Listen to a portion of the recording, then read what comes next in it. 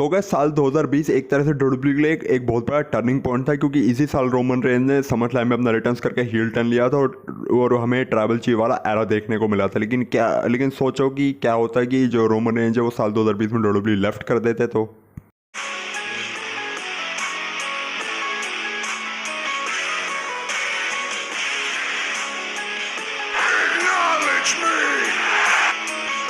So guys, अगर साल 2020 के टाइम पे जो रोमन रेंज और डब्ल्यूडब्ल्यू लेफ्ट कर देते तो हमें ट्राइबल चीफ वाला कैरेक्टर डब्ल्यूडब्ल्यू में कभी देखने को मिलता ही नहीं। मतलब ट्राइबल चीफ वाला कैरेक्टर एग्जिस्ट ही नहीं करता, जो हमने पूरे मतलब 3-3.5-4 सालों तक रोमन रेंज का जो ट्राइबल चीफ वाला जो रेन था और जो ट्राइबल चीफ वाला एरा था जो इन्जॉय करा था, और उसमें ब्लड लाइन की स्टोरी लाइन और कोडी रोड्स की फिनिश स्टोरी, ये सारी चीज़ें हमको नहीं देखने को मिलती। और रोमन रेंज के ट्राइबल चीफ कैरेक्टर के बिना acknowledge me head of the table, ये सारी चीज़ें हमको कभी डब्ल्यूडब्ल्यू हिस्ट्री में बनती हुई नज़र आती ही नहीं।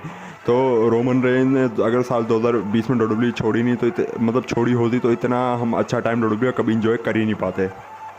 सो अगर दूसरी बड़ी चीज़ अगर साल 2020 में रोमन एंड डब्ल्यूडब्ल्यू लेफ्ट करते थे जो कि हमको नहीं देखने को मिलती, वो होती ब्लड लाइन की स्टोरी लाइन। ब्लड लाइन की स्टोरी लाइन हमने पूरे 3 और 4 साल तक इंजॉय करी थी बहुत ज़्यादा। तो अगर ब्लड लाइन स्टोरी लाइन हमको नहीं देखने को मिलती तो शायद फिर जो जेउस है उनको कभी मेन इवेंट लेवल का पुश नहीं मिल पाता और ना वो डब्ल्यूडब्ल्यू में कभी वर्ल्ड टाइटल जीत पाते, और जो सोलो सिको है वो भी डब्ल्यूडब्ल्यू में कभी डेब्यू नहीं कर पाते। मतलब वो डेब्यू तो करते लेकिन उनका जो डेब्यू है वो या तो किसी और स्टोरी लाइन में होता है या फिर किसी और तरीके के थ्रू होता, ब्लड लाइन वाली स्टोरी लाइन में तो होता ही नहीं। सीधी सी बात है, अगर blood line story line exist नहीं करती तो फिर सोलो सिको का जो डेब्यू है वो तो फिर किसी और चीज़ में हमको देखने को मिलता, मतलब किसी और चीज़ के थ्रू किसी और डायरेक्शन में। और जो पॉल हेमन है उनको भी कोई दूसरा क्लाइंट ढूंढना पड़ता है जिसके वो एडवोकेट बने, क्योंकि आपको पता है कि साल 2020 में ब्रॉक लेसनर जा चुके थे। तो ऐसे में जो पॉल हेमन है वो बिल्कुल ओपन थे, उनके लिए उनके पास कोई काम नहीं था, क्योंकि वो रोमन रेंज से पहले ब्रॉक लेसनर के ही एडवोकेट थे।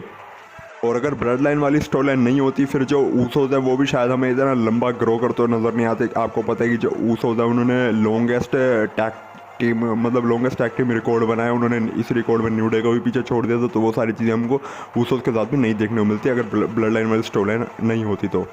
सो गाइस, अब जो ट्राइबल चीफ रोमन रेंज है उन्होंने यूनिवर्सल चैंपियनशिप को 1316 डेज तक होल्ड करा था। तो फिर यूनिवर्सल चैंपियनशिप का फ्यूचर भी अलग होता। अगर रोमन रेंज 2020 के टाइम में डब्ल्यूडब्ल्यू लेफ्ट कर दी होती तो फिर यूनिवर्सल चैंपियनशिप का फ्यूचर ये होता है या तो ड्रू मैकिंटायर को डब्ल्यूडब्ल्यू टॉप गाय बनाती या फिर सेथ रॉलिंस को टॉप गाय बनाती। उस टाइम पे आपको पता है कि जो ड्रू मैकिंटायर है वो भी उस टाइम पे डब्ल्यूडब्ल्यू को कैरी कर रहे थे जब ड्रू मैकिंटायर ने आई थिंक ब्रॉक लेसनर को हरा दिया था। फिर उसके बाद ड्रू मैकिंटायर हमको डब्ल्यूडब्ल्यू वर्ल्ड चैंपियन के तौर पर डब्ल्यूडब्ल्यू में आगे देखने को मिल रहे थे। तो फिर ड्रू मैकिंटायर को डब्ल्यूडब्ल्यू कैरी करनी पड़ती और दूसरी तरफ जो यूनिवर्सल टाइटल है या तो फिर वो फील्ड के पास चल जाती है या फिर सेथ रॉलिंस के पास आ जाती है, क्योंकि रोमन रेंज से पहले जो आई थिंक जो यूनिवर्सल टाइटल है वो फील्ड के पास ही थी। रोमन रेंज के ट्राइबल चीफ वाले रेन ने यूनिवर्सल टाइटल को एक अलग ही वैल्यू दे दी, एक मतलब रेलिवेंट टाइटल बना दे। मतलब जो दूसरी जो डब्ल्यूडब्ल्यू वर्ल्ड चैंपियनशिप थी ना उससे भी ज़्यादा बड़ी यूनिवर्सल चैंपियनशिप उस टाइम लगने लग गई थी। सो गाइस, साल 2020 के टाइम पे अगर रोमन रेंज ने डब्ल्यूडब्ल्यू लेफ्ट कर दी होती तो डब्ल्यूडब्ल्यू की रेटिंग्स और स्टोरी टेलिंग में बहुत ज़्यादा असर पड़ता है। तो वैसे ही पेंडेमिक का टाइम चल रहा था उस टाइम, तो डब्ल्यूडब्ल्यू को ज़्यादा अच्छी रेटिंग्स मिल नहीं रही थी। तो अगर रोमन रेंज ही नहीं होते तो फिर फैंस इतना ज़्यादा जो डब्ल्यूडब्ल्यू की स्टोरी टेलिंग है उससे इमोशनली कनेक्ट नहीं कर पाते और डब्ल्यूडब्ल्यू भी अपनी ऑडियंस को इतनी ज़्यादा कनेक्ट ना कर पाती। वो तो ब्लड लाइन की स्टोरी लाइन हमको कोविड के टाइम पे 2020 के टाइम में देखने को मिल गई, तो इसलिए डब्ल्यूडब्ल्यू का जो मामला था वो थोड़ा मतलब सही था। लेकिन अगर ये ब्लड लाइन वाली स्टोरी लाइन और रोमन रेंज का ट्राइबल चीफ वाला जो करैक्टर है वो मतलब डब्ल्यूडब्ल्यू में कभी देखने को मिलता ही नहीं, तो फिर फैंस इतना इमोशनल कनेक्ट नहीं करते किसी स्टोरी से और डब्ल्यूडब्ल्यू भी शायद ऑडियंस से इतना ज़्यादा कनेक्ट उस टाइम नहीं कर पाती। और क्या उस टाइम पे कोडी रोड्स की हमें जो फिनिश द स्टोरी वाली जो स्टोरी देखने को मिल रही थी डब्ल्यूडब्ल्यू में, आई थिंक उसके ऊपर भी फैंस इतना इमोशनली कनेक्ट नहीं करते और ना उसमें फैंस इतना इन्वेस्ट होते क्योंकि सामने रोमन है जैसे डोमिनेट चैंपियन थे। इसलिए कोडी रोड्स की स्टोरी जो है वो अपने आप में इतनी बड़ी लगने लगी, क्योंकि कोडी रोड्स डब्ल्यूडब्ल्यू में वापसी इसलिए आए थे क्योंकि वो वर्ल्ड टाइटल जीतना चाहते थे। उनके जो फादर है डस्टी रोड्स, उन्होंने डब्ल्यूडब्ल्यू में कभी भी वर्ल्ड टाइटल नहीं जीता था।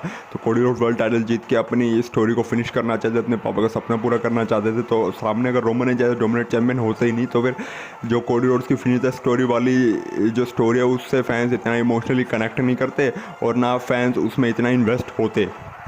और गाइस, साल 2020 के टाइम पे अगर रोमन रेंज ने डब्ल्यूडब्ल्यू लेफ्ट कर दी होती तो सीधी सी बात है हमें ब्लड लाइन वाली स्टोरी लाइन और जो ट्राइबल चीफ वाला कैरेक्टर है ये चीज़ कभी एग्जिस्ट ही नहीं करती डब्ल्यूडब्ल्यू में और फैंस आज तक इन चीज़ों को याद नहीं रखते। तो फिर रोमन रेंज का उस टाइम करियर कैसा होता, मतलब या तो रोमन रेंज हॉलीवुड में चले जाते या फिर रोमन रेंज किसी दूसरी रेसलिंग प्रमोशन को ज्वाइन कर लेते, या तो रोमन रेंज अपनी फैमिली और अपनी हेल्थ को प्रायोरिटी देते।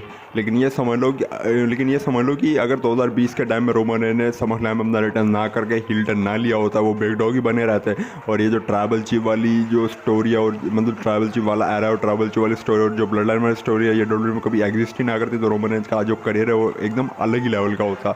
आज क्या पता कि आज के टाइम में क्या होता है कि जो रोमन रेंज है वही बिग डॉग बन गए। जैसे पहले के टाइम में होता था ना कि फैंस रोमन रेंज को हेट करते थे, वही सारी चीज़ें आई थिंक हमको देखने को मिलती।